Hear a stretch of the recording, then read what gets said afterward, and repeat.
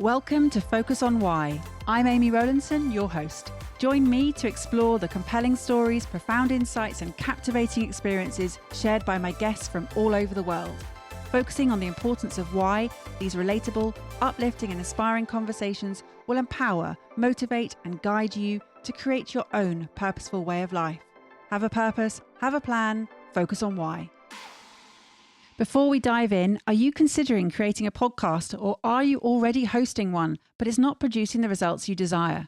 As a podcast strategist, I can help you launch or relaunch a purposeful and profitable podcast that will inspire, entertain, and educate a global audience. Book a call with me today. The link is in the show notes, and let's transform your podcast vision into reality. Today on Focus on Why, I am joined by Steve Howe. Hello and welcome. Hi, Amy. Thanks for inviting me. Well, I did invite you, but you were recommended by Jackie Handy. So that's how we got to know, and our networks, our paths crossed in that way. So shout out to Jackie for bringing us together. It's always great to have recommendations. Absolutely. So what is it, Steve, that you are focusing on at the moment? Yeah, so I guess for the last number of years, I've been focused on the topic of resilience, really helping individuals, I guess, cope better with, the challenging world in which we live. The rate of change, the pace of change seems to be accelerating. You only have to look at some of the data points around mental health burnout to see that, it's a big challenge for people. So I basically help people build their resilience and also work with organizations to really look at the environment in which, people are working in the workplace to try and remove some of those stressors. And I've found, having these conversations, Steve, that often topics are chosen because it's something that has been a personal experience that you may want to prevent others from experiencing. Is that the case here? Yeah, pretty much so, actually. I guess if I sort of reflect back on how did I get here, why resilience? I guess two things really. My corporate life 7 years ago was as a senior leader at Hewlett Packard Enterprise. And let's just say that even during those days, there were high levels of stress, illness, and burnout across the organization. And I guess perhaps at the time, I was more of the problem in those days, not part of the solution. And also firsthand experience of, the impact of illness and stress on a close family member, and really seeing firsthand the impact that it had on them, but also being truly inspired because this young person from a very early age had an illness that prevented them from, schooling in a kind of traditional way. And it always, I guess, is being very close to that person, it just always made me try and understand, how did they keep going? How did they bounce back and move forward? And I guess those two things really inspired me to get deeper into this topic and see what I could do to help other people. So personal and witnessed experience combined coming into play here. And so often that's the motivator as to the starting point, but you've stayed with it. What's keeping you in this space? What's keeping me in this space, it's a great question, is sadly, again, the statistics show that things aren't getting any better. If you look at, some of the data points from the World Health Organization, levels of depression, anxiety across the world, 13% of the population. I also see that, this merry-go-round of corporations trying to every quarter grow quarter on quarter, deliver more profits. Sadly, it's at the expense of well-being, the well-being of the people. So this kind of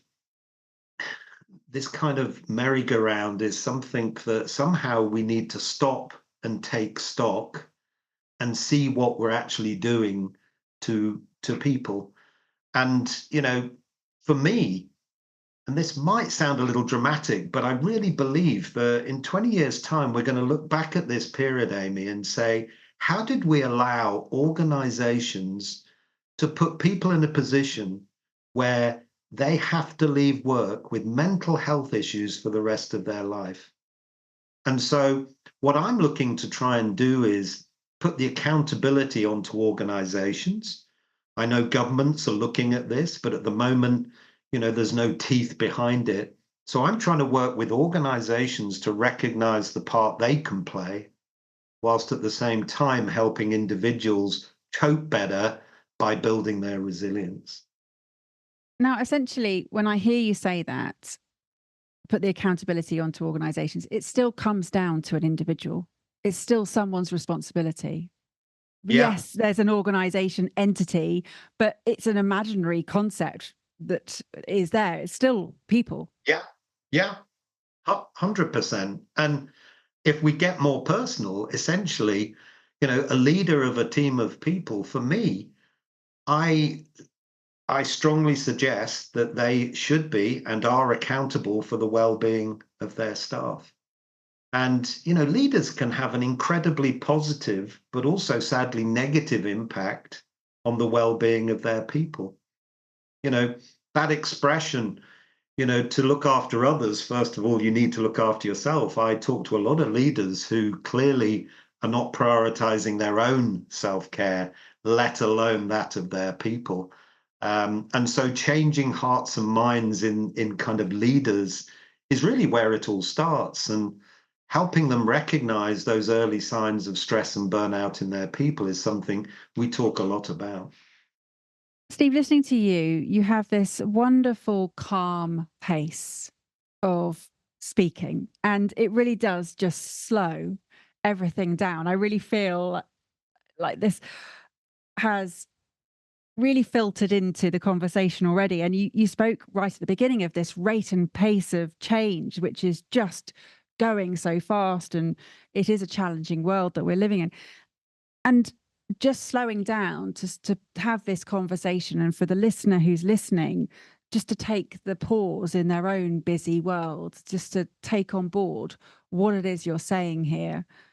What is it that you want them to really hear?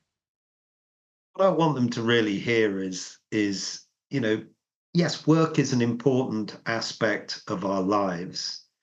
But when we go to work, we should be there, to enjoy work, to experience success, to learn from failures as well. But work should be really a means to leading a more balanced and better life. And so I would ask people to take a step back and reflect on where they are in their lives right now. And are they happy? Are they happy with the work-life balance that they're currently enjoying? Or do they need to make some sort of adjustment? And it's having the courage in many cases to make those changes. Having the courage to maybe say no, saying or asking for help, which we see from the work that we do that a lot of people don't feel comfortable asking for help when they need it, or putting their hand up and saying, I can't do this, there's too much on me. So I'd ask people, first of all, to be honest with themselves, make those adjustments, but don't be afraid to go back into the organization, talking to your manager and actually asking for that help and adjusting, their lifestyle.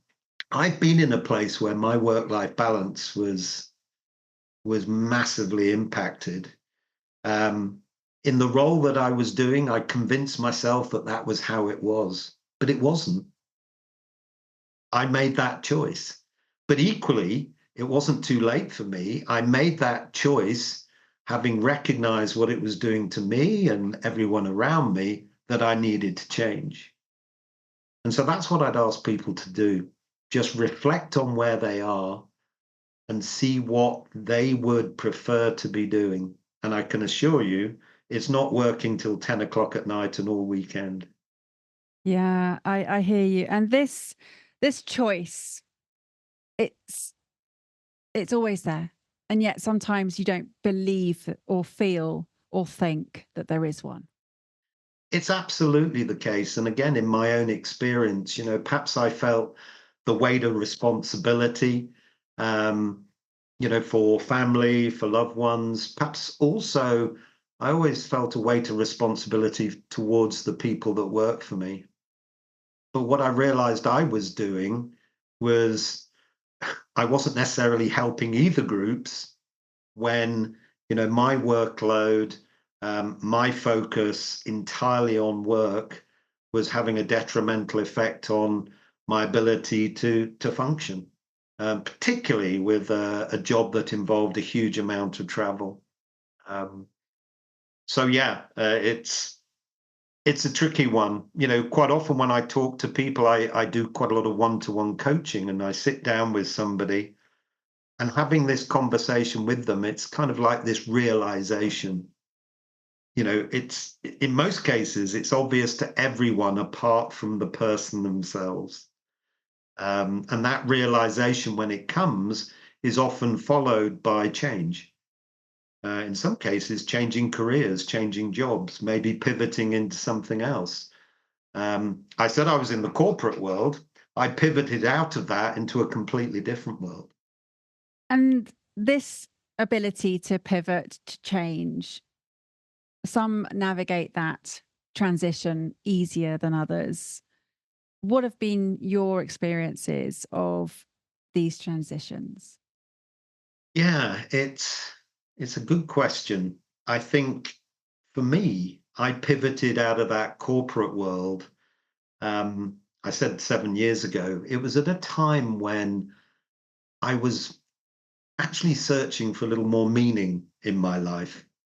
Um, to be honest, generating profits for a large US corporation wasn't necessarily something that I thought I'd been placed on the earth to do. I happened to be good at it. It sort of supported the lifestyle that I wanted, but it really wasn't enough. And so what I wanted to do something rather that actually was much more meaningful and hopefully would drive change for good. And that pivot into that world was a bit of a leap of faith. I left a high paid job, which, when I reflect back, people would say to me, Steve, we hear you're leaving. Are you okay? Are you crazy? Have you got some sort of illness or what's going on? Because people couldn't see that, there was more to what I was trying to achieve as a human being. But for me, that pivot was made easier because I'd reflected on it and I'd planned for it probably 9 to 12 months before. So it wasn't that case of, and often I talk to people on day one after they've left the big corporate world, what have I done? Sat at the kitchen table with a blank sheet of paper. What am I going to do? For me, I'd thought it through. I'd sort of planned it. So I knew exactly what I was going to do. But even getting to the point of pivot was interesting for me because I could quite easily have still been in that role at HP 7 years later. But it needed a push, something to actually get out of my comfort zone. I was cruising, something to sort of push me out. And in my case, it was quite an interesting story, which I'm happy to share, Amy, if you'd be interested. So I have a love for the great outdoors, and one of the places that I sort of fell in love with is the Grand Canyon in Arizona.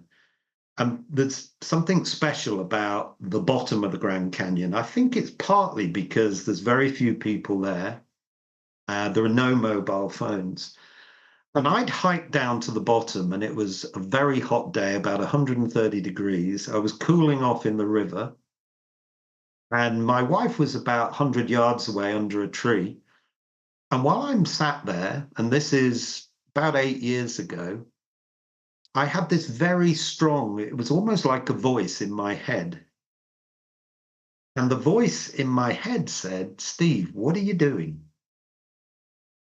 And it wasn't referring to what are you doing sat in a river in 130 degrees, knowing that you've got to hike out, which is the hard bit.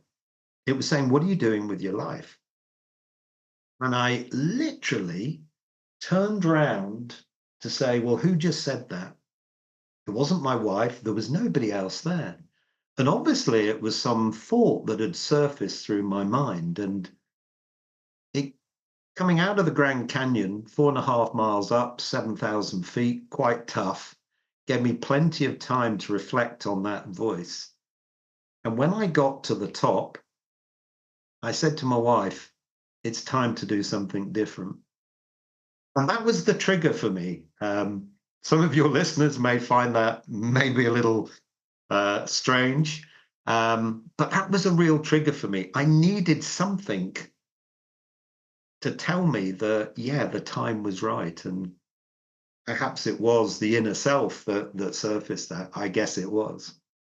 I love it. And I'm all for these different ways that we come to making a decision. And for you, the inner voice, whichever voice that was, whichever personality as part of all of our inner personalities that we have, that was, it rose to the top and it was the one that was the loudest at that point. And you heard it. It wasn't that it just said it, you actually heard it and you took it on board. And you mentioned earlier about how you had been working to the detriment of your health, and because it was all about your family being the focus and you were providing for them that whole security. And then this is what happens, is that you do have these ways of following your values, even if you've named them or not, you still work towards or with alignment with your values. But then at some point, there is a disconnect. And it was you recognizing that you were working really hard for your family, but you weren't spending any time with them, which, that made no sense. It's, yes, you're providing, but you're not actually being with, which was, something I can hear from what you said was important for you. So this is not an unusual situation. It's one that I've personally experienced in my own family dynamic, that you can be swept along very easily with the whole bigger, shinier, faster, which ladder am I climbing versions of life. Yeah, 100%.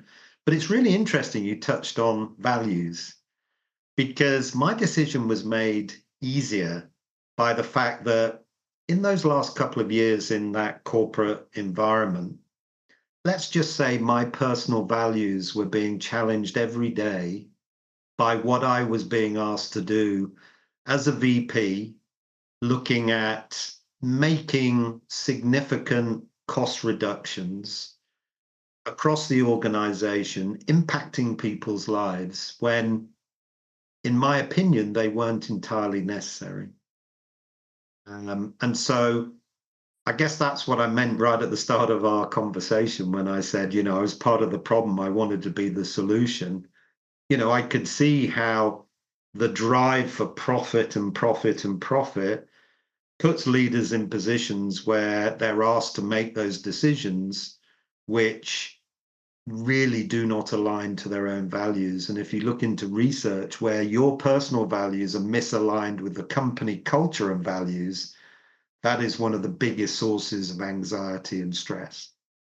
I'm with you. And also engagement and fulfillment. And if you're not engaged or fulfilled, you're not productive and you are costing the company essentially the bottom line, which is why when we hear about companies that are aligning their profit with their people, with the planet, the whole B Corp process of what they're looking to achieve.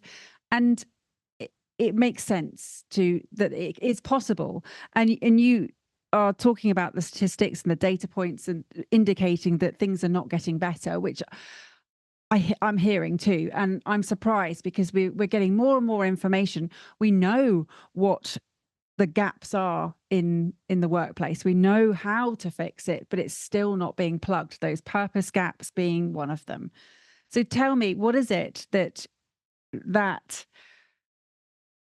voice that you reflected on for 4.5 miles got to the top? It was your trigger to do something different. You are doing something different and meaningful now. How has that changed everything for you?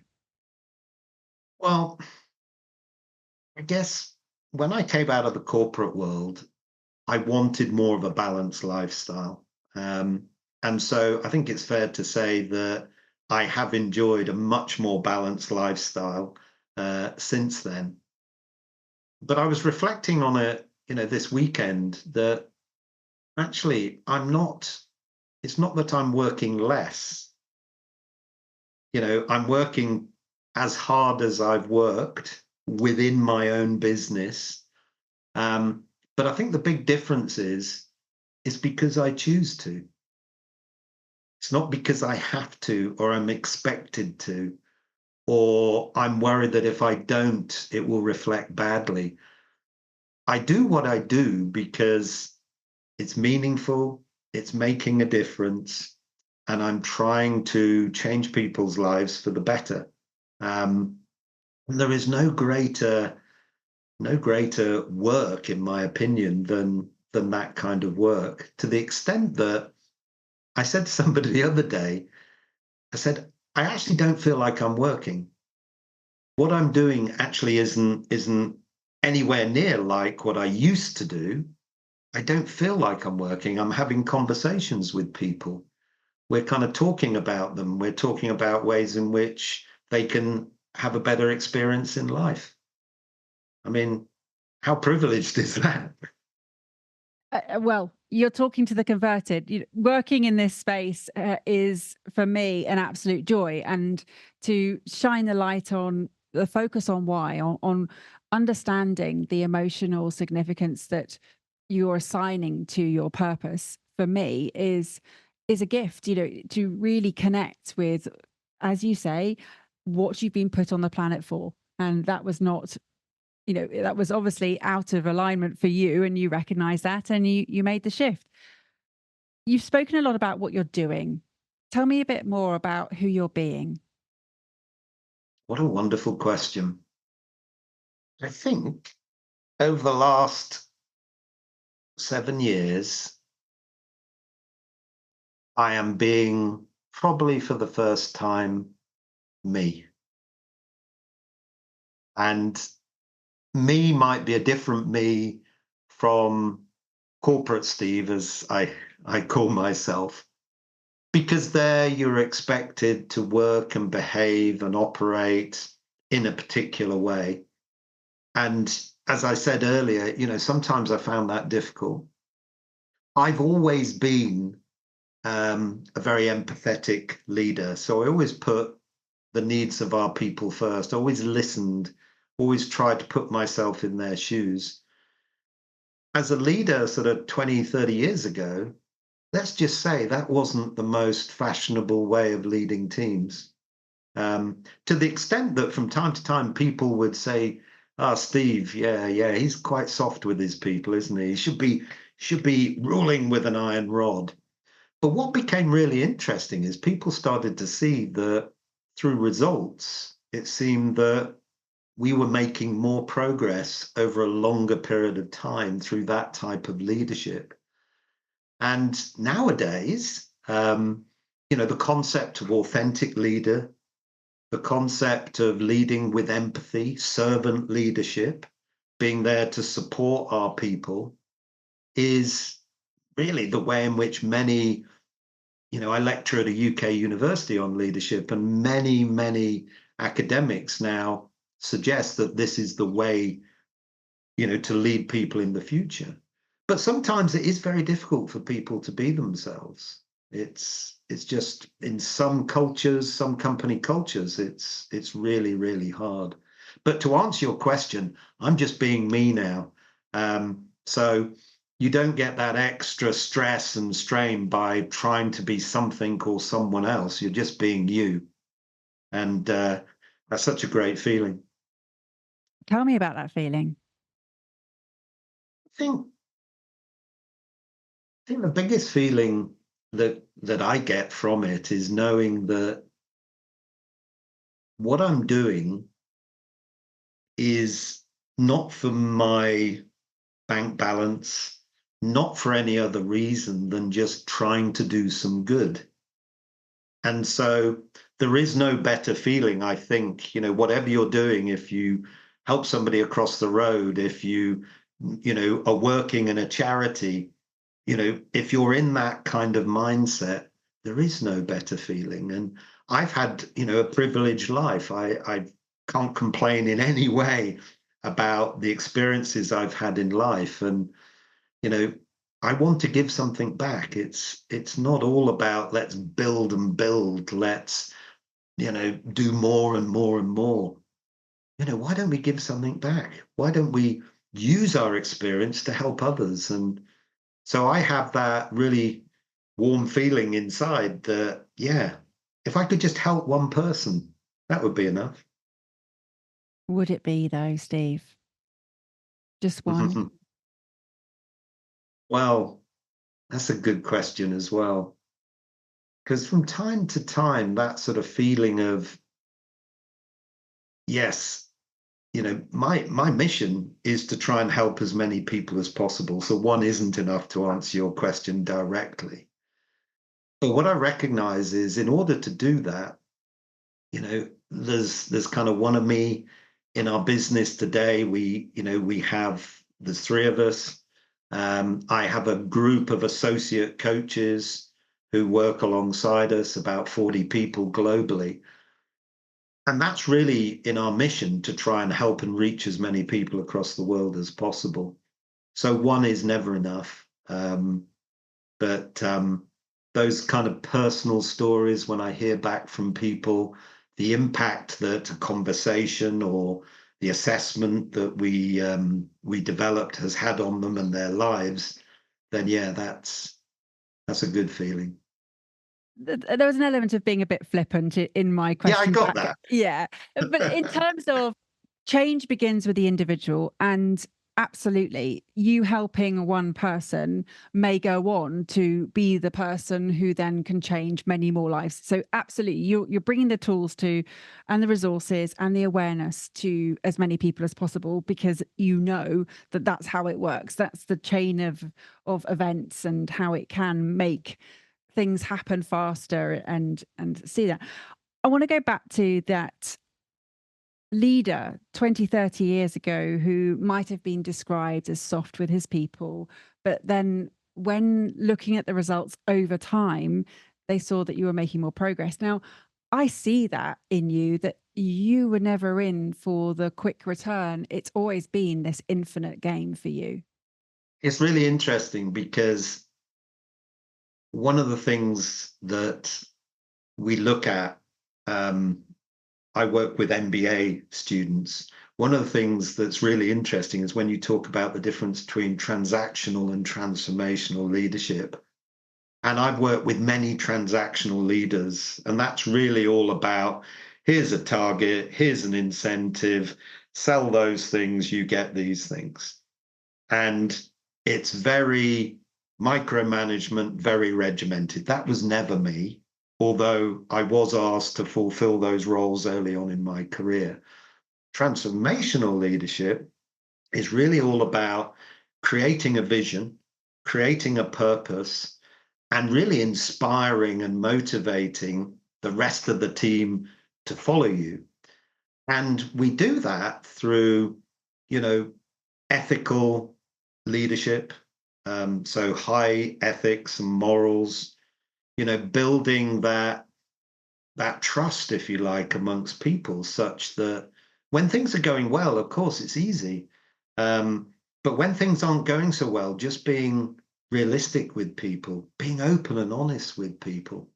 So transformational leadership, which is far more interesting because it has a much longer term impact, is kind of where I was 20 odd years ago.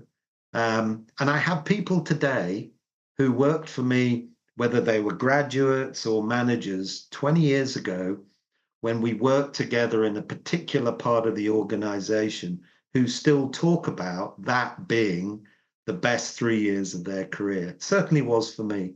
It was an incredible time, but it was all around. We all bought into our vision and we all went forward together. And it was all based on the people and what individually and collectively they wanted to try and get from this whole mission that we're on together. It's amazing.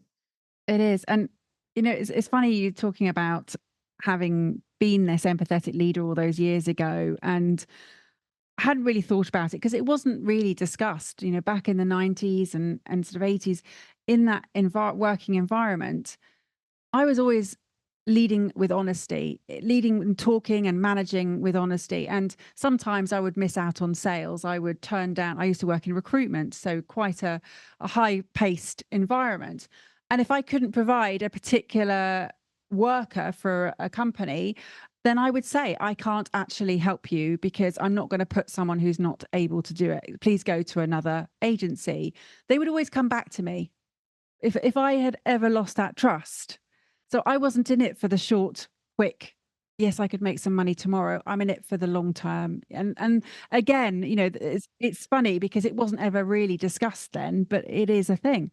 So this, what I'm hearing again, and I haven't asked you, and I will ask you, what are your specific values? Because I've underlined them here, but I want to see if I've got them, if they're even close. Wow. So trust is one of my big ones and kind of non-negotiable. So break trust, kind of, it's very, very difficult to sort of build that back. And I guess hand in hand with that is integrity. So they're, I guess, two of my real critical values. And I think whether you talk to people that worked for me or clients that I worked with, that's what they'd say about me. But also fairness. And I was always, again, going back to those years, I would treat everyone. So fairness and respect, I think, are two other key ones. I remember I used to work in an office about 40 minutes drive from home, and I'd often be there till 7, till the traffic died down. And about 6:30, the people who clean the office would come in, and they'd come round, empty bins, etc. And I'd talk to them. I was the head of the business, and we'd have a chat about their children, families, etc. And one evening, one of my direct reports came over, interrupted one of the ladies while they were speaking, and said, "Steve, I need to talk to you." And I said, "Mark, just hold on a minute. I'm just talking." So he was very impatient, stood there, not looking very happy. They moved on, and his words were, "Steve, why are you wasting your time with them?" And I said, "Do you not think they're as important as you in keeping our office clean, people healthy? Because they're just the same part of the team as you are, and you're our sales director. Now, what did you want to say to me?" And so people saw that. I never had the airs and graces or ego of a senior person. I felt uncomfortable with it, to be honest. And it always used to make me a bit unhappy when new graduates would come in September. They'd be in a room with me, and I would say to them, "In 12 months, you'll all be presenting to me." And some of them wouldn't even give me eye contact because they were seemingly terrified of, the leader. I wanted to make myself available and open to everyone. How did those match what you've written down then, Amy? Yeah. So, well, I had underlined, I had honesty, choice, responsibility, empathy, and equality. As trust was the first one. Yeah, And then I also had balance and collaboration. So, right.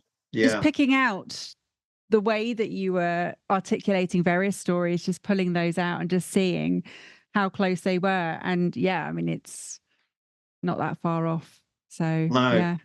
It's interesting, isn't it? That, you can't You can't really speak about what you love doing without offering up the values that really are driving you. They're there, they're right at the surface. Yeah, absolutely right. Yeah. So what's next?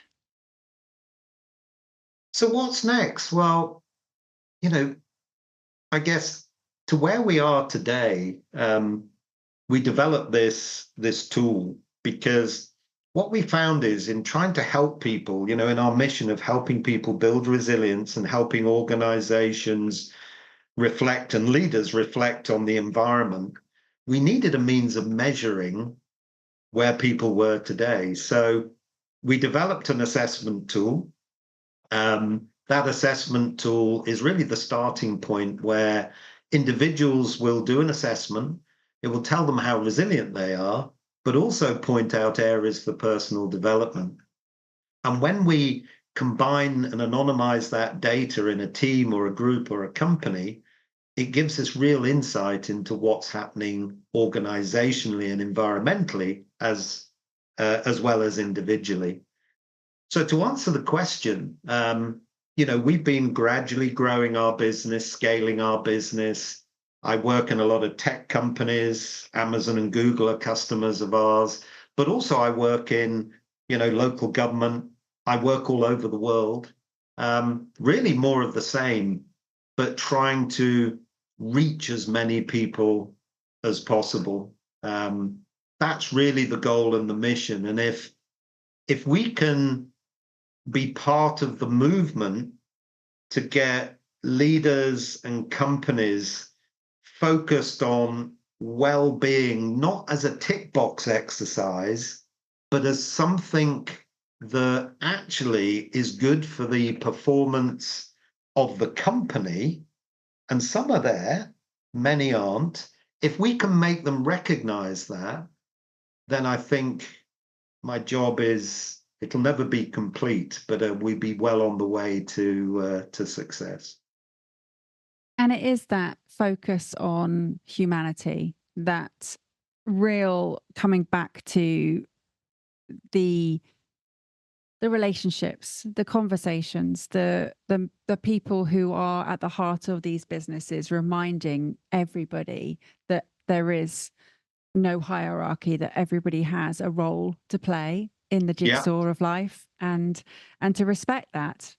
yeah, absolutely right. And I think if you can find, like-minded people within organizations, leaders who recognize, like I did 20, 30 years ago, how to really get the most out of people. That expression that I hate these days, Amy, doing more with less. Have you come across that expression? That basically is opening stating that we're going to squeeze more and more out of the people until they break. And one company I work with, they actually use that as a kind of badge of honor. How sad is that? Uh, yeah, criminal, I would say, actually. Yeah, criminal, exactly. Yeah, it really is. And I mean, the badge of honors, the paradigm that we have been living in, especially in different cultures, that is a shift that's going to take a while to move that dial. And some countries are much further away. The work of Hofstadter, who does this work of understanding what's going on in countries, and then how that filters into the workplace, how that then filters into the individuals, the familial paradigms as well. It's going to take lifetimes before there is a shift change, but it has to start. We have to keep that dial moving somehow. So yes, you working the way that you're doing yours, me doing my part, all of us working towards ensuring that there is less competition, more collaboration, more focus on purpose than profit, for sure. Yeah, here, here. Well, oh my goodness, I have loved this conversation, Steve. I know that we could talk for hours on it, We and could, yeah. and in fact, we likely will. But for right now, we are going to wrap up this conversation. How could people get in contact and reach out and say, yes, Steve, please come and work with my organization and help us with resilience and understanding more about well-being? Yeah, well, quite simply, just reach out to me directly. My email is steve.howe@resiliencebulder.co.uk, or via our website, resiliencebuilder.co.uk, or connect with me on LinkedIn. But yeah, love to talk to you and love to see what we can do to help you individually and across your team. Absolutely. So all of those links will go into the show notes. So thank you. And thank you. It's been a real privilege. That word has been used many times today, but it's true. When you're talking about things that you love doing, it does feel like it's a privilege. It doesn't feel like it's work. And it's been a beautiful conversation. Thank you for sharing and being honest about what it is that you do and who you are being and who you continue to be going forward. How would you like to close out the conversation, Steve? I think I'd just like to close by saying to people that wherever you are, whatever situation you're in, it's never too late to make a change. And, if you find yourself in a situation where things are coming on top of you, things are overwhelming, things at work just aren't working, then the time is now to do something about it. Have the courage to face it and have the courage to do something about it. And at the very least, ask for help. And if you're not sure of the first step, you have my details. Reach out to me and we'll have a conversation. What value have you gained from tuning in to Focus on Why today? What are your reflections with actions? I'd love to hear your thoughts. Please leave a review on Apple Podcasts or via LinkedIn and share how Focus on Why has made a difference to you. Your feedback not only will inspire others, but will help them to discover how Focus on Why has created powerful ripple effects. Let's continue the conversation. Connect with me on LinkedIn, Instagram, Facebook or X, join the Focus on Why Facebook group and sign up for my weekly newsletter, Friday Focus, to keep in touch. All the links are in the show notes. Have a purpose, have a plan, focus on why.